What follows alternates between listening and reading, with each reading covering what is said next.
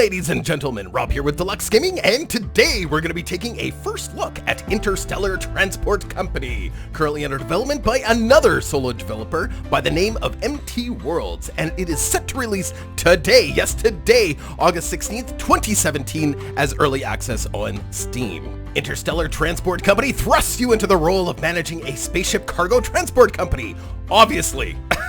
With the goal of exploiting every dollar that can be made by meeting the needs of an ever-growing spacefaring empire. Starting with simple tasks like meeting the basic demand of water to the moon colony, right to eventually securing new colonies light years from home. But you do none of this because you're an altruistic good guy. You do this for the cold, hard cash. Alright, so let's get going. I have a lot to say about this game, and really not all of it's good, but you know what, it is still early access, so a lot of this stuff might change. I don't know, but we'll talk more about that in a bit. So let's talk about the two different types of games that are available. There's the start a new predefined game, where you start off and you just get to pick your difficulty level, you get to choose your color, and of course the name of your company, and it automatically pits you against a whole bunch of AI players. And the nice thing about this one is you get to start off with the solar system, so you get to play with Earth and Mars and the moon and all that kind of stuff, and it's recognizable and kind of fun. And they also have a new custom game, so you can start with a random starting system, decide what kind of distances you want in the galaxy. So if you go right over, I think the distance between stars is much greater as opposed to here, for example. And then the number of stars in your galaxy, wow, 100 stars. That is a lot of planets to deal with. Wow, that's crazy. And of course the amount of starting money you have, and I don't know if this affects the AI. I don't know if the AI gets to start with that kind of money. I don't know. It doesn't really tell you here, but we're going to start off with lots of extra money just so that we can take a look at some of this stuff a little bit more in depth. And of course, you can decide how much loan you're starting off with too, which is great. I like loans. Not really. But anyways, we're going to get going here. Next. Now, we get to choose. I want blue. I want blue. It's not going to let me pick blue now. So that's the thing.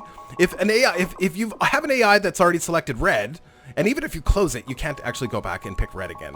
So that's kind of silly. Can I? I can't actually go back on that. So hold on. We're going to go back and we're going to do that again. Because I really want, well, I don't want red. I wanted blue, actually. Hold on, back. Oh, multiplayer isn't working. Well, they said, actually, before it was saying multiplayer was buggy. Maybe it's working. This game might be okay multiplayer, actually. This might be kind of fun to play multiplayer, but I'm not going to be touching that today. So let's try that again. So, yes, now I can choose blue. There we go. That's what I wanted. And we're going to call this Deluks Space Trucks. Deluxe space trucks, and we're gonna face as many AIs as we possibly can. The AI does exactly what you'd expect it to do in a game of this type, and that is to, they see an opportunity and they just swarm it and they strip it of all profitability within, a few decades, or not even a few decades, because I guess the time in this, actually ships move pretty fast if you consider everything, because I think, well, I don't know. I guess it takes about 4 days to reach the moon if you're playing, maybe not even that long. I don't think it takes very long to reach the moon. But anyway, so this is the year 2050. And of course, this is the solar system we started off with. And yeah, so this is not this is not Sol. This is the system Electra. Look at that. So these are all the different planets you will find in the system. So the green means that it's fully colonized and it has supply and demand, and it's got a spaceport here and all that kind of good stuff. Whereas kind of that off green means it's a fairly new colony, or I'm not even sure what the difference is between why this one is bright green. I think this is the starting planet. This was our home planet, and this is a newer colony. And this is a brand new colony. So you can see the population here is 5 million, where the population here is only 387,000. And it gives you some basic information on the planet, like the habitability, the water availability, the types of materials it produces, like raw materials, raw resources, dilithium crystals, etc. Dilithium crystals, oh, that's so Star Trek. I love it. And then, of course, this planet here, it seems like it has rare resources, it has raw materials, it has all sorts of stuff here. But no planet has everything, and no planet will eventually have enough to produce everything it needs to with the raw resources that the planet can produce. So eventually every planet is going to have some needs, at least for supply and demand. And of course you can see that by clicking on a planet. You can see the demand of the planet. This planet desperately needs raw materials and it desperately needs rare resources, and it tells you exactly how many of those particular products it needs in this list down here, which is very, very convenient, as well as how much it supplies. So this planet is providing a ton of food, a ton of water, a ton of consumer goods, and it has no place to go, and it is your job as an interstellar transport company, of course, to move those goods to the appropriate planets that actually need those goods. So let's look at Electra 3. So they have a demand of food and a huge demand of water. So this is a great opportunity right off the bat, of course, to make some money by building some ships and sending some stuff. They also have demand for machinery. They are providing some raw materials like rare resources and raw materials, as well as they're providing some customer goods here too. And of course, colonists. Colonists are sort of typical. Most planets, developed planets, will need colonists or will need tourists as well as colonists. Even and underdeveloped planets, of course, will need colonists. I'm not entirely sure how colonists work in this. So these are the colonists down here that have a destination. They want to go to Electra 4 and Electra 3. Sorry, origin Electra 4, destination Electra 3. So I think this is just passengers, right? So, and all you have to do to transport those guys is, of course, just taking a closer look at these. Yeah, no, these are just different destinations. So, of course, is build a ship that allows passengers for tourists. See, yeah, I'm not sure exactly how that works. Colonists, but there is no slot on a ship for colonists, so I'm not sure if they just travel in the tourist seats or what the deal is. Anyway, we'll get to that. I actually haven't played that much of this, so I know enough to be dangerous. Anyway, so let's get started here. So we do know that Electra 3 has some demands of food and water, so we're going to start off by building a route. We're going to start building a route. This is your route thing. You just click up here, and of course you can start a new route, and you can decide, click on the route and then go add stop. And our first stop is going to be Electra 4, which is our home planet that provides lots of food and lots of water. And we're going to add another stop, our destination, which is Electra 3. And we can rename this route just to make it a little bit easier. It's going to be, actually, if we go Electra 4 to 3 direct, because they're both Electra, so Electra 4 to 3 direct, that's the name of the route. Perfect. I'm pretty happy with that. Now, just like with this, like compared to games like Railroad Tycoon and games like that, you can determine exactly what the rules are in terms of picking up and dropping off products. For example, if you wanted to pick up all of the food and wait until we have a full load, for example, you can tell the ships to do that, and of course they will do that. But it's really not necessary in most situations. Most situations you don't need to mess with any of this stuff. Ooh, I'm just going to pause it here because something important just happened. So with this route, if I just leave it as is, it's going to pick up whatever it can of food, goods, whatever that Electra 4 is going to need. Or Electra 3, sorry, it's going to pick up whatever it can in Electra 4 and deliver it to Electra 3 to sell it to make as much profit as it possibly can, given whatever kind of cargo bays are on the ship that we're using to perform the route. And it's going to do the same thing going back. So it's going to pick up all the raw resources and rare resources, whatever it can, of course, fit in its cargo bays and bring it back and make some money. So pretty straightforward, and most of the time it's kind of convenient that you don't have to mess with any of this. There might be situations where you want to bring fluids over, but then not bring them back. Just in case they do end up in a surplus situation once you bring them fluids, but you're not going to make much money doing that. I don't know. I guess suppose there's going to be a reason why you'd want to do that eventually, but not in this particular situation. So let's build our very first ship and get it on this route. So our goal once again is to deliver food and water. Those are our two primary resources we want to bring over there, but we also want to bring back some goods. We want to bring back some raw materials and rare resources, which we know that planet has. So we're going to build a ship to do that. So we're going to go and we're going to purchase a new ship. These are the new ships available to us. Now, ships become available over time, just like they would when you're playing Railroad Tycoon, for those of you that play Railroad Tycoon and loved it as much as I did. So, actually, before we do this, we need to do one other thing, but that's okay. We'll go over this really quickly. So, and of course, there's different types of ships that are available right now. These are sort of the low-tech ships that you get at 2050, because we're in that low-tech era, apparently, in 2050. And eventually, we're going to get to interstellar ships that'll get introduced onto the market. But anyway, so we've got Doings, space buses, Airbuses, Boeings, you get the idea. Anyway, the Doing 909, a fairly small ship, only has 20 slots. The Doing 919 has 40 slots. The Space Bus D500 has 25. And of course, these are different companies. I don't know if it really matters, but anyway, so all of them with varying values. The important thing to note here is there is one-time use rockets. So basically a giant,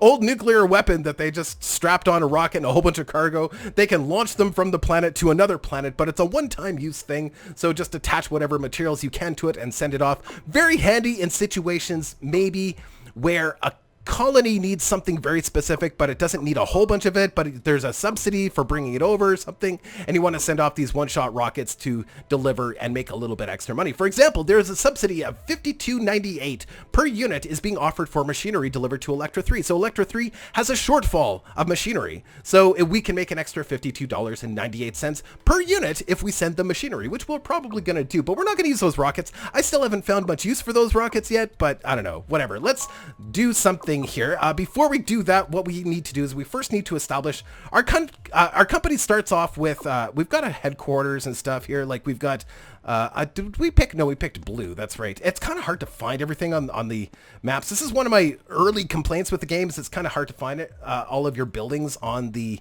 planets. Medium office for Asian. See, and maybe in this particular game we don't start off with anything. I don't know. It's hard to see because that it's very hard to see. Maybe, I don't know. But usually you start off with a couple buildings on the map. Maybe not in this particular scenario. Maybe it's changed. I don't know. All right, whatever. Anyway, so in order to send ships from this planet, we have to, of course, make sure that we've actually rented some gates to do so. So we can release this gate for $29,607.98. Here, let me grab hold on. Don't worry about the 2 pennies. Or then with $1,366.52.2 a month. What is with the decimal points? I don't know. It's crazy. But anyway, so so we can rent these gates, and we need these gates to be able to send ships from this planet. Whoops. Oh man, I hit the wrong button. Whoops. And we also need to establish gates at the receiving planet, or the other planet. So Electra 3, we're going to have to buy a couple gates here. We're going to get into the more complex elements of this, like what if there isn't gates? What if there isn't a colony? All that kind of stuff. But we're going to set up our first routes first so that we can get that out of the way. So Electra 4, perfect. We've got our gates ready to go. Let's buy a ship. Purchase a new ship. So I think the best ship for the job right now is the ship with the most cargo spots, and I think that is the Doing 919. It sports 40 cargo spots. Now at this point in time in the game, you cannot remove a certain cargo type. In other words, since we want to bring water and food. So if we set up liquid storage slots on the ship, at this point in time in the game, you can never change that. The ship will always have liquid storage slots, which is kind of weird. So unlike games like Railroad Tycoon, where you can change the cars, you can't do it in space, apparently. I don't know why. But maybe, this could be something that changes over time. Unless with this version, today is the release version, so unless they've changed that, but I don't think so. But anyway, so we want to be able to transport a lot of water, and we want to be able to also transport food. So dry climate controlled, that will transport food, customer goods, rare resources, and refugees. So we're going to add some slots for those, and I think we'll do... this will also transport rare resources, so we can bring back rare resources with this cargo bay as well, which is really, really nice. So we're going to add a few more of these, and then we're also going to add a couple of the raw material slots, which is the dry hopper. That will also carry dilithium crystals, but that won't matter for this one, so we're going to do some of those as well. So this is a nice balanced ship. I like this. So we're going to be bringing them water, and then we're going to be picking up some of their regular resources, then we're going to pick up as much of their rare resources as we can in order to make a really nice system of pickup and delivery for this particular route. That'll be really nice. So we're going to order that ship. Now, of course, it's going to take time for that to be delivered. This one here, hold on, if we go back to that purchase, does it say how many days until delivery? 25 days. So it's going to take 25 days for this ship to actually arrive and get to work. So we can actually keep track of that right here, which is okay. I kind of wish I wish you could make these windows smaller and move them, or actually just adjust their size a little bit, because I mean there's really no good place to put that, right? But whatever. Anyway, so let's get this going. Actually, before we do that, as I pointed out before, there is a subsidy available to bring machinery to Electra 3. So Electra 3 is this planet here. We already have a route there. So what we could do we have any extra machinery here? We've got a little bit of machinery. They have 296 waiting, which is okay, but I wonder, what about that other planet, Electra 5? Is there any extra machinery here? No, they have a serious demand for machinery. So let us also build one more ship. So we could build a temporary ship. We could build, one of these rockets and just deliver, some one-time drop-offs of machinery. But I think we can probably do a couple runs. So I think we will also build another, I don't know if I want to do a whole 919, maybe let's do a space bus. That's a healthy compromise. It still has 25 slots, which is quite a bit actually. The price ratio is kind of weird, right? 28,000 for 25 or 114,000 for 40. I don't know. I think the space bus is a better bargain, but you also have to keep track of a couple other things, like their speed, their turnaround, and all that other stuff, how much fuel they're using and all that. But anyway, so this one is going to be strictly for machines. So we're going to send a whole bunch of machines on the same route. And once the subsidy's over, you know what? We might use this ship for another route to another planet for machines, because that other planet seemed to have a high demand for machines too. So we're going to order that ship for that same route. And maybe, you know what? Just to keep things, I think I'm going to do 2 of these Doing 919s on that route to Electra. I think we're going to do a duplicate route, so the other one that is carrying all of the water and resources and stuff. So we're going to order a duplicate ship for that. So we're going to have 2 routes, 2 ships going on that route. Perfect. Let's go. Let's turn this on. So we're going to have to wait. We're going to have to wait until all of these ships are built. So this little guy floating in space, I believe he's a cop. I believe he's space police. I think so. So yeah, as your ships, of course, can get hijacked by pirates, and there's all sorts of events that can happen that can cause you all sorts of grief to your ships. Your ships can break down in the middle of space, and there's ways to prevent... I believe there's ships you can build. Oh, I think our first ship, there goes. Yay, ship 2. We can also rename our ships as well. We can also keep these. It'd be kind of nice if there was a way to kind of keep these together. Yeah. And of course, here comes all of the AI competing with us, probably doing the exact same thing. You can see, oh yeah, this guy, you can actually see there, he's carrying fluids or liquids. This guy is carrying nothing. Oh, weird. That guy's carrying nothing. That guy's carrying liquids. Oh, it looks like this guy's maybe going to collect those raw resources. Yeah, the rare ones, actually. That's brilliant. So he's got a ship he's just going to collect. He's not bringing anything in. So yeah, you don't have... Oh yeah, there's our other ship that's just... Oh, that's our other... Oh, this is our machine. This ship's carrying all the machines. It's a little bit faster than the other ones, too. This ship is carrying the resources, the food, right? It's carrying the food as well as the water, and yeah, that's kind of cool. And then, yeah, perfect. So as soon as I get there, we're going to get to see some money being made from these ships. And actually what we can do is we can just put these on the side. Like I was trying to say before, is that there needs to be like some kind of little window that you can sort of manage these and see exactly what's going on with each individual ship, rather than having a window open for each and every one. You know what I mean? Because that's highly inconvenient. There should be 2 ships here. There is, actually. There we go. There's ship 3. Perfect. So ship 3, of course, is carrying food and water, and ship 1 is carrying water and food. Yep. And then ship 2, we could rename these ships too. There is a way to rename these ships. You just go in here and you can go here and you can rename right here. So ship 1 is delivering. This is a food, water. Oops, I can't do a slash. Oh, food, water, transport. Perfect. So yeah, you can do it like that or however you want, right? Yeah. Perfect. So we've got ships arriving. Let's see here. Our first machine ship carrying machines. And we should get a nice big chunk of change from them. Cha-ching! 13,000 bucks. That is an excellent, excellent run. Minus the cost of fuel and everything else, turns out to be $9,247.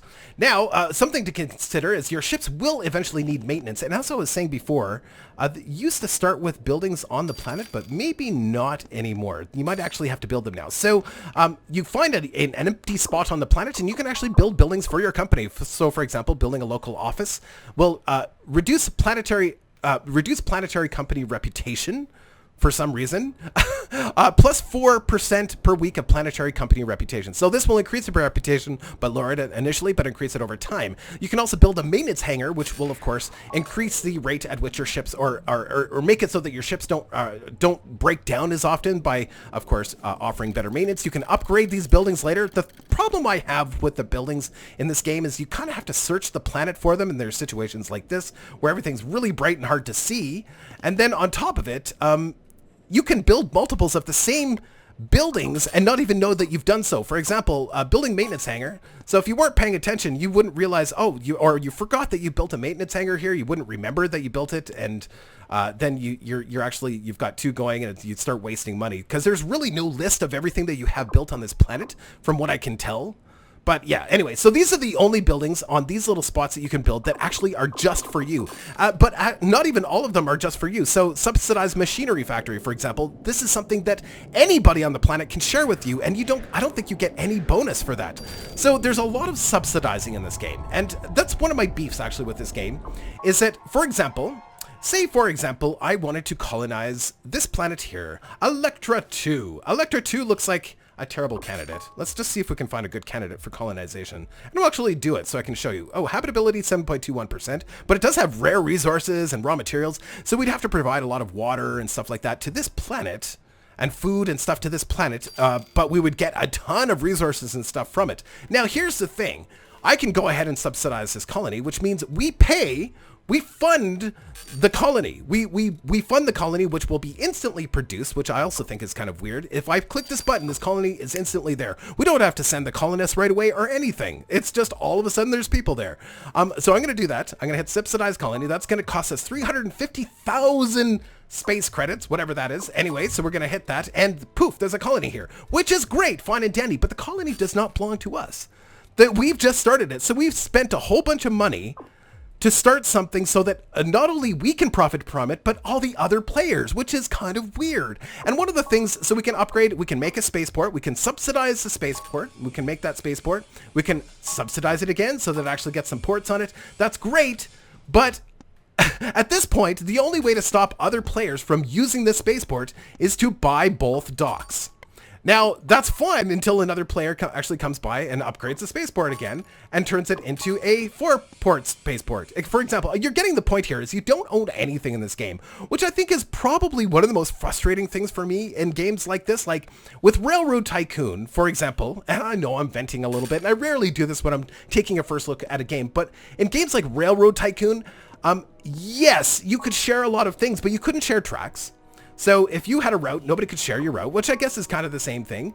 But you could also have exclusivity in certain things. For example, if you built a station right in the smack dab middle of a city, nobody else could build that in that exact same spot. People could build stations in that city, but not at that same exact spot. Whereas here, you kind of, if you build a colony here or build a way for people to transport goods, people can come along and share the exact same spot with you. On top of that, in games like Railroad Tycoon, you could own property, you could own real estate. In this, even though I've colonized this planet, there is how many people here, which are instantly there? 180,000 people here, all of a sudden, out of nowhere. There's 180,000 people here that we've colonized. We've colonized this planet, but we don't have exclusivity here. So other companies can actually now come along, and we're just going to close these. Other companies can now come along and meet the demands of machinery, food and water, and all those things that are required by this planet. So us spending the extra money here makes no difference whatsoever. The other thing that Railroad Tycoon had, and I don't believe that this game includes, at least not yet, is the ability to buy into the other companies. So how do you beat the AI? The AI will just literally swarm. Look at how they're swarming. They're literally stripping all financial opportunity from this planet. Like just ripping it apart. Like there is going to be no demand here in a short amount of time, and it's just because the AI is just, that's what it does. Is it just builds a whole bunch of ship, it finds opportunity, and it exploits that opportunity. Now, the same goes with this planet. As soon as the AI wants to, it will start swarming ships over here, even though we've spent all the money to develop this colony, and we have developed the spaceport, we've done all of those things, but the AI or other players can take advantage of it. And that's actually the biggest problem I have with this game, and why I probably won't play it. And I love the concept. I really love the concept. I love the concept of eventually getting interstellar travel. And here, let's zap out of here. I love the concept of getting interstellar travel and then colonizing a planet 1,000,000 miles away. Oh, like, look at this. We can take a look at this system. This looks gorgeous. Look at all these planets, man. Look at this. I love it. Like, this is great. Like, I'm sure you can find some really awesome, maybe even habitable, really highly habitable worlds out here. And you can colonize them once you've got the ability to have interstellar travel. But then other corporations can just come in, well, that's nice that you colonize that planet. We're going to take advantage of that. But, you know, it kind of defeats the purpose of the capitalism within a game like this. You know what I mean? I mean, it's still fun and everything, but anyway, so let's get back to the game. So something else to keep in mind when you're building colonies and stuff is that certain ships, the Space Bus 5220 is now out. To use this Space Bus D520 to deliver goods at our new colony, the smallest spaceport allowed needs to be 8. And this spaceport, unfortunately, is just not big enough. It's a spaceport 5, right? So we need to have a spaceport 8 in order to use that ship. So we can still deliver goods here, but we're going to have to use a much smaller ship. So it has to be one that allows up to a 5. So the biggest ship we have is the Space Bus D500, which is fun, except we don't have enough money. So how do we solve that problem? Of course, there is financial tools included in the game, like loans and bonds, so we can take out a new loan. Oh, we've already got that loan. That's the loan we started with. That's right. That's right. We started off with a loan. That's right. Okay, so that's fine. So it doesn't look like we can take out a new loan right now because we're still paying off that loan. We can try to repay it, but we can't right now because we don't have any money. Or we can take an advance on our line of credit. Can't do that either. We can't actually do anything. We can't issue new bonds because we're in dire straits because I've just wasted my money on this new colony so that everybody else can benefit. But you get the idea. Shall we start a new game? Sure, let's do that. And I don't mean to come down too hard on this game. Because there is lots of interesting trade games like this in the past, you know, like where you're games that were based on Earth and trading via ship, you know, like the East India Trading Company and stuff like that. There was old trade games like that, and they were okay, but the purpose of the game was to trade so that you could get more money, so that you could trade more, so that you could get more money, so you could trade more. And with no interest in buying real estate or, you know, there was no goal. And I guess that's what bothers me about this, is there's no real goal aside from making more money so that you can buy more trade ships, but there's never really a point where you own anything aside from the ships that you have and the money. That's it. You own the ships and the money, but you don't actually own any property. And I really think real estate should have been a big part of this. So we're going to call this Deluks Raging Trucks. Accept. So we're doing that. We're doing the predefined game, which means we start off in Earth, which is always interesting. This is a great way to start the game if you're new to it, because you start with the moon, and the moon is a huge trading opportunity. So we're going to go to Sol, the Sol system, and then of course we have Earth, planet Earth, and of course Earth is nearby. It's kind of weird. I wish there was a way to focus without actually, you know, targeting something. So we've got Earth, and right beside Earth we've got Luna. And the nice thing about Luna is Luna needs water. They need food.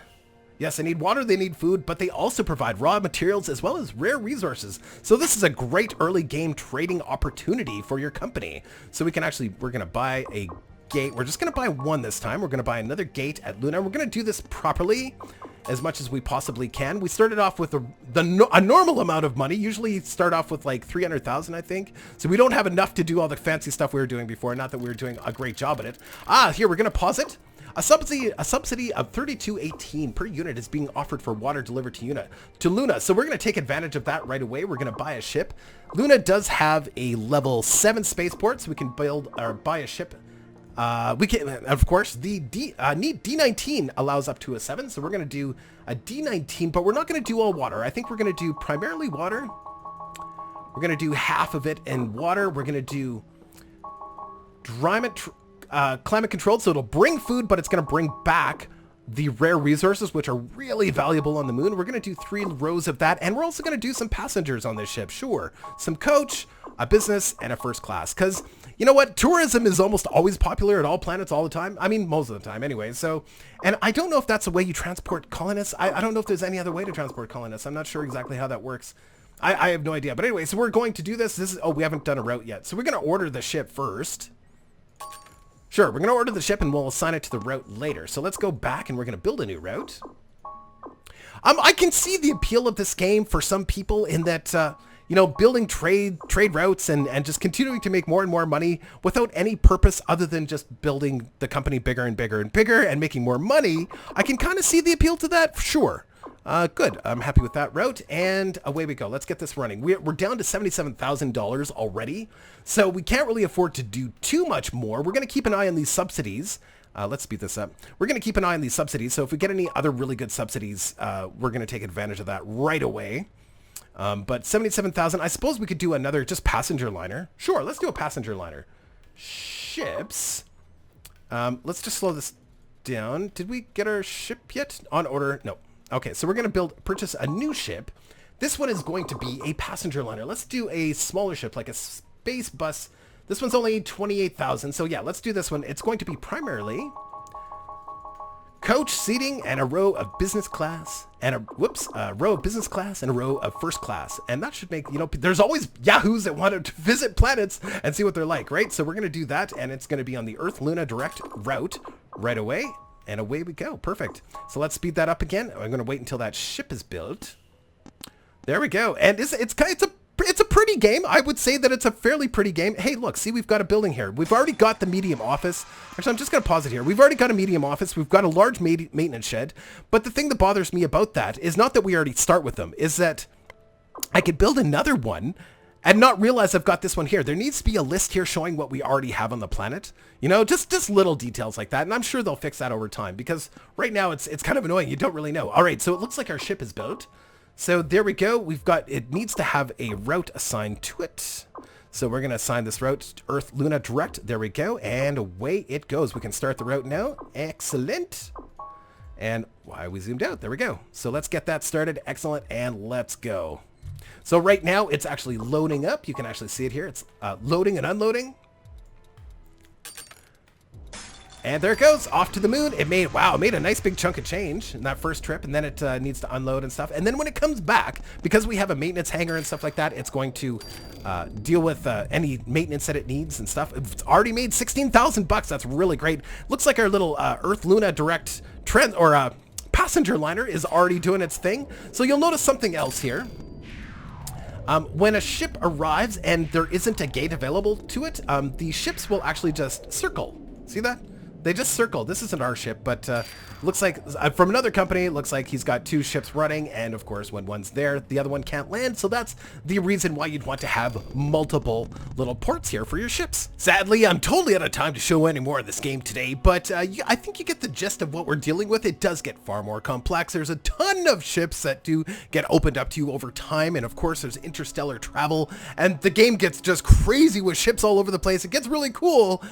Not stuff I'm able to show you today, but you get the idea. Anyway, my final opinion on this game is that it's not a bad game. I actually kind of like the concept. Actually, I really like the concept of building this trade empire in the universe with 1,000 different lines traveling all over the place, little independent companies making their money on all this stuff. The problem I have with this game is mostly that you don't own anything other than the ships and the money. If you could buy stocks in other companies and buy them out and buy out the AI and win the game, I'd be pretty happy. I mean, I'd like to be able to own property or own the colony. When I colonize a colony, I want to own it. I also want to be the person that actually sends those first colonists over. They land and then the colony is formed. It's not instantly put into place. And maybe that kind of thing will get fixed as it leaves early access. I don't know. But I think there's a lot of potential here for sure.